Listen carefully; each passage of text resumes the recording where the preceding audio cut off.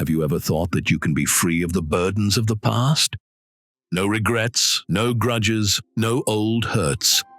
Holding on to the past is like carrying a heavy weight. It slows us down and dims our joy. Stoicism offers us a better way. It shows us how to leave that weight behind. Letting go is a core skill in Stoicism, and today, in this video, we'll learn how to do it and do it right. It all starts with acceptance. This is where we begin our journey to wellness. On this foundation, the Stoics knew the power of acceptance. They taught that you should accept what you cannot control. This means focus your energy wisely on what you can influence. You have a limited amount of it, so you have to use it well. Think of it like this. A broken vase is a broken vase. Worrying won't put it back together after an accident. But you can learn from the accident, from how the vase broke and why it broke. You can be more careful next time, and you can clean up the mess. The temptation is to replay past scenarios endlessly in our heads. If only I had listened to my gut. If only I had sold my investment when it was up. I'm so stupid. You beat yourself up. You lose sleep. You become anxious and irritable. But how much energy is that regret costing you? Energy that could be channeled into learning a new skill, building a business, or even just being present with your family. The Stoic approach isn't to deny that the mistake happened or to pretend it doesn't matter. It's to acknowledge it, understand the lessons it provides, and then consciously release it. Accept that the past is done and move on.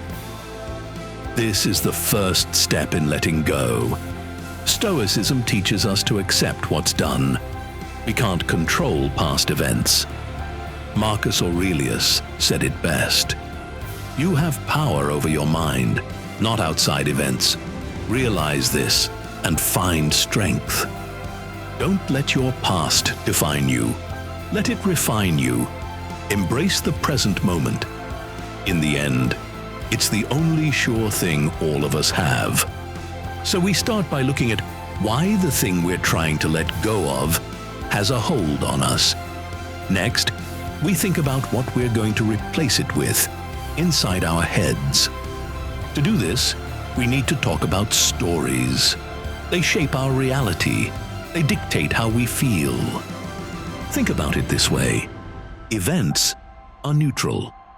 It's our interpretation of those events that gives them their emotional weight. An example would be, if someone cuts you off in traffic, that's the event.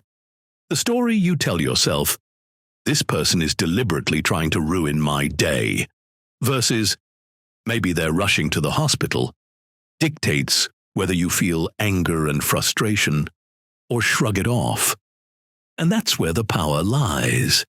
If our feelings are dependent on the story we tell, then by changing the story, we can change the feeling. Someone doesn't text you back. The story could be, no one cares about me. But a more stoic story would be, they're probably busy. It doesn't reflect on my inherent worth. I'll reach out again later, or I won't. But either way, I'll be okay. Choosing that narrative makes you more resilient. It acknowledges the situation, but refuses to let it define your emotional state. It recognizes that you have control over your response, even if you can't control the initial event. Think of a time you felt wronged. What story did you tell yourself? Was it one of victimhood or strength? You can choose a new narrative, one that empowers and uplifts you, one that serves you by placing your needs first. So how do you rewrite your stories? It starts with asking questions, powerful, insightful questions. What did I learn from this? How can I grow as a person? What opportunities lie ahead for me? These questions shift your focus. They take you from past to future. They reveal hidden potential. Use them to think better. Seneca said it best. Every new beginning, he wrote, comes from some other beginning's end. What he means is that reinvention is not a failure. It is proof of your true strength. It shows the ability to learn. Challenges are growth opportunities. They are chances to transform. They reshape us into our best selves. Remember, life is ever changing. Accept this as a fundamental truth. Adapt to what life throws at you. It takes strength to acknowledge that something isn't working, to let go of what you thought you knew, and to forge a new path. It requires courage to step outside of your comfort zone and explore new possibilities. Think of a potter working with clay. If the clay cracks or collapses, they don't just throw it away. They rework it, they reshape it, they add water, they start again. And often, the second iteration is even stronger, even more beautiful than the first. We can approach our lives in the same way.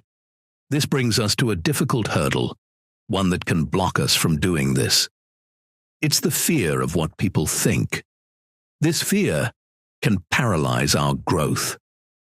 How often do we hold back? It's often because of a perceived reputation. We worry about judgment and scrutiny. But what if our reputation is an illusion, a projection of our own insecurities? It's time to challenge those fears. Question their validity. Are they based on solid evidence or just on anxieties that you've internalized? What's the worst that could actually happen if you were to let go of that need for external validation? The truth is, often the worst outcome is simply a fleeting moment of discomfort, a raised eyebrow, a whispered comment that will quickly fade into the background noise of life. But the reward for taking that risk, for prioritizing your own well-being over the illusion of reputation, is immeasurable.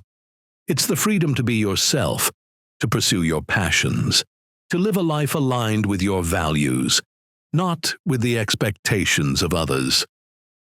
Seneca asked, "How long will you wait?" And he's right. How long are you going to wait before you exert yourself to live your best life? We have to challenge our fears head-on. Stoicism is not about external validation, because your value is not based on others' opinions. It isn't based on stuff that happened decades ago. If it helps, you can think of your past as a museum, a place to visit, not to live in.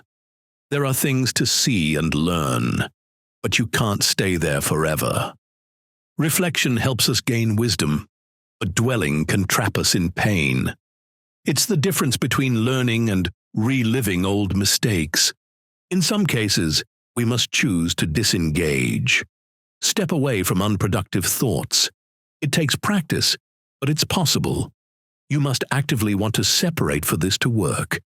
But if you want to, and you work at it, you can. Talk to friends, write your thoughts down, or talk to a mental health professional. Do this, and you can create distance where it didn't exist before. One way to move on from the past is to plan new activities now. Explore activities unrelated to your past. Venture into new hobbies and interests. This is all part of moving on. Mindfulness is also a great tool. It helps you stay in the present. Pay attention to your breath and body.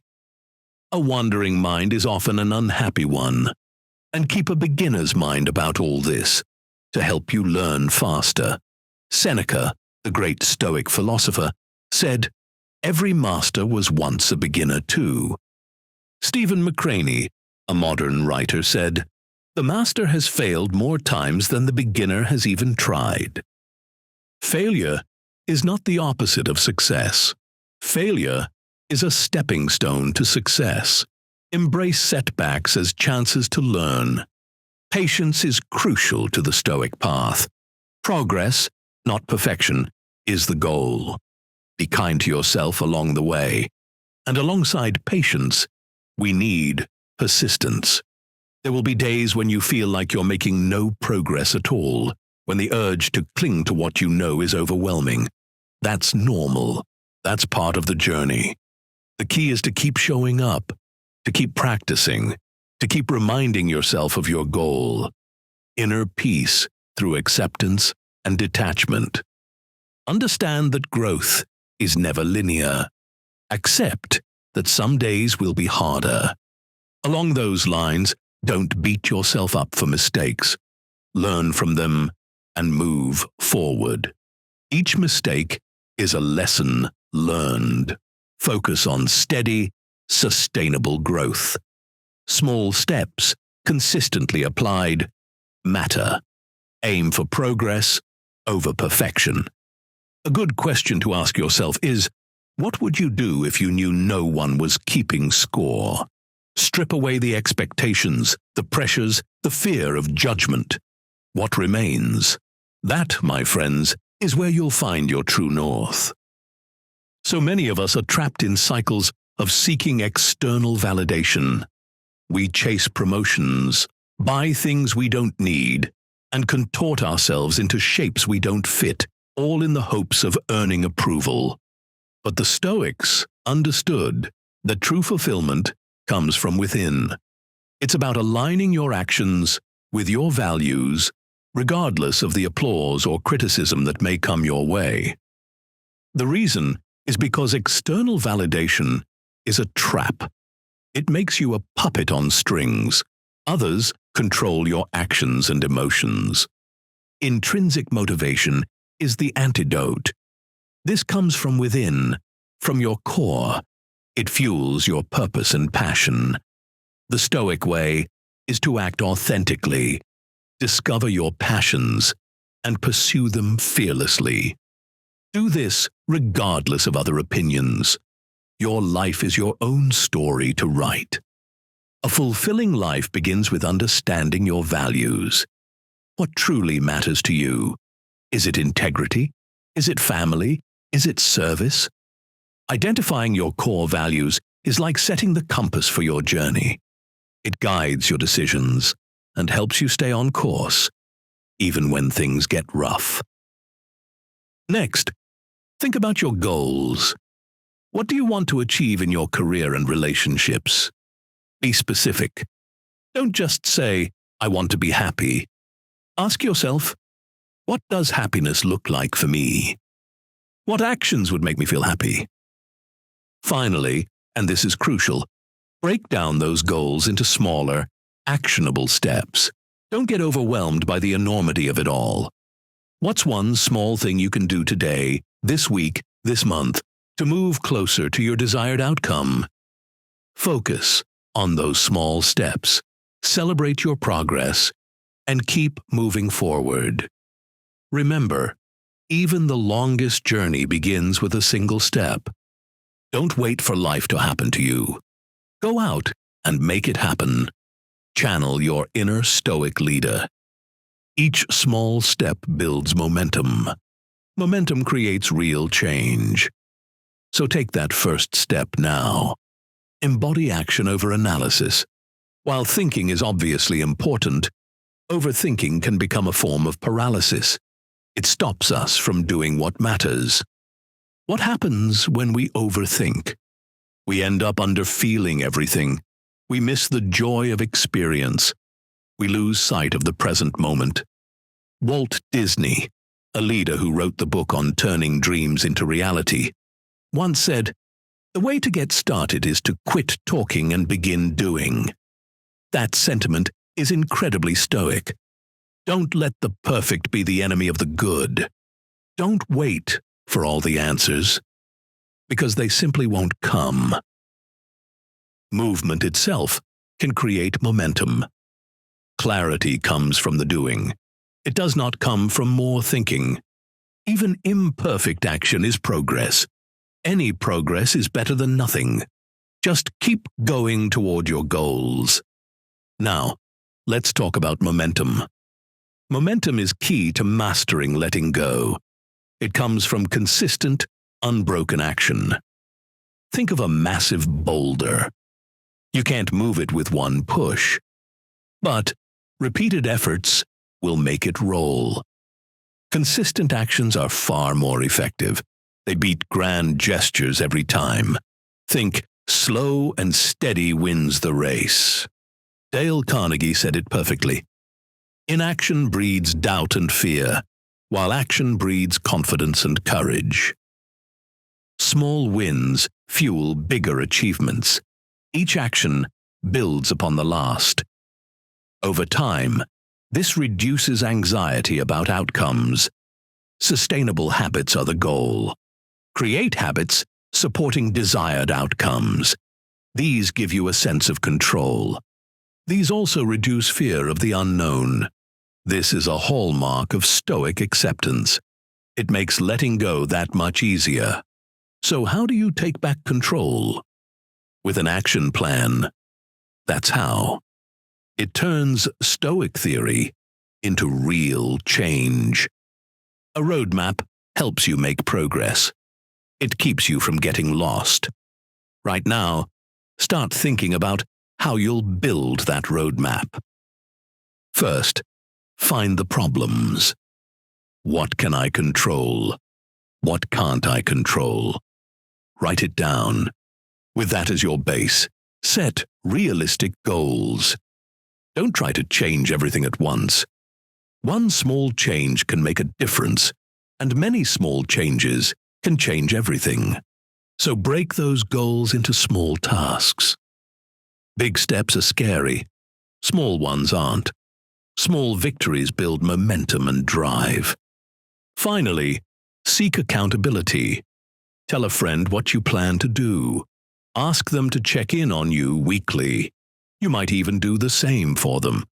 Accountability helps you stay on track. It turns intentions into actions. And while you're telling your plan for the sake of accountability, refine it. A clear plan boosts your odds of success. This is true for anything in life. Make things clearer, and you'll do better. So, now you've thought about the causes of an inability to let go, and beyond that, you've come up with a plan. So respect it by taking action daily. Don't let your plans gather dust. As Seneca once said, count each separate day as a life. On that note, what can you do today? Perhaps you journal about your fears. Maybe you practice mindful breathing. Or maybe you reach out to a friend. Don't underestimate small actions. They compound over time. Soon, you'll see a huge difference. The best thing you can do here is to turn actions into habits. Habits are important because they reinforce our goals. Think of them as positive feedback loops. Good habits can help by reshaping your perspective. They change how you react. They can literally change your body. Take exercise. It releases endorphins in your body. Endorphins help reduce stress. Less stress means easier letting go. Or consider meditation and mindfulness. These calm your mind naturally. A focused mind understands what's in control. It's then easier to let go of the rest. These practices aren't magic. They rewire how you process things. They help you become more resilient. So pick one good habit today. Integrate it into your daily life. Go from there. You'll be building the life you want in no time. Now, let's return to the core Stoic teaching. Do what you can with what you have. Focus only on your sphere of influence. This means knowing where to invest your effort. It means knowing what is worth your time. It's about strategic allocation of resources. As Epictetus said, the chief task in life is simply this: to identify and separate matters so that I can say clearly to myself which are externals not under my control, and which have to do with the choices I actually control. This is the heart of practical Stoicism. This is the pathway toward liberation. It starts with understanding what you can and can't control. Let's take an example. Imagine you're stuck in traffic. You're going to be late for your meeting. You feel your blood pressure rise. Your thoughts race with frustration. You might honk your horn to no avail. A Stoic understands the futility. The traffic is outside of your control. Honking won't change the situation. Instead, shift your focus inward. Contact the meeting organizer. Let them know you'll be arriving late. Now, it's time to take action. Begin your own letting go journey today. You hold the power to change. Don't wait for the perfect moment. The perfect moment rarely exists. Start now with what you have. But we've covered a lot.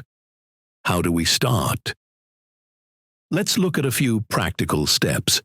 First, create an action plan. Write down what you want to release. Then, think about how you can release it. Break down big goals into smaller steps. Don't feel pressured to do it all at once. Little changes make a big difference. Second, start journaling about your fears. What is holding you back from letting go? Writing helps you understand these fears. It's a way to process difficult emotions. Acknowledge your fears, then challenge them. Are they really true? Third, reach out to a support group. Find friends or family you trust. Talking helps you feel supported and understood. Consider a therapist or a coach. Professionals offer valuable perspectives. They can give you new coping strategies. Remember, every small step counts. Each effort moves you closer to freedom. You are not alone in this process. Believe in your ability to change. You have the power to create your future. Embrace the art of letting go. So, what have we learned? Letting go brings freedom. It is a freedom from distress. It's control over your inner peace. We release what harms us. We accept what we cannot change. We focus on what we can control. This path is not easy. It will be challenging, no doubt, but it's a liberating path. Imagine the weight lifted. See the lightness you will feel. Know the strength you will gain. Let go of what you can't control. Focus on what you truly can. This is the Stoic freedom. Letting go is a superpower. Use it wisely, my friends. It is always there for you. Remember that you are strong. You have inner resources to tap. You have the power to change. Embrace this process, one step at a time. You will get there. So start now. Let go of the pain of the past and embrace the future you deserve today.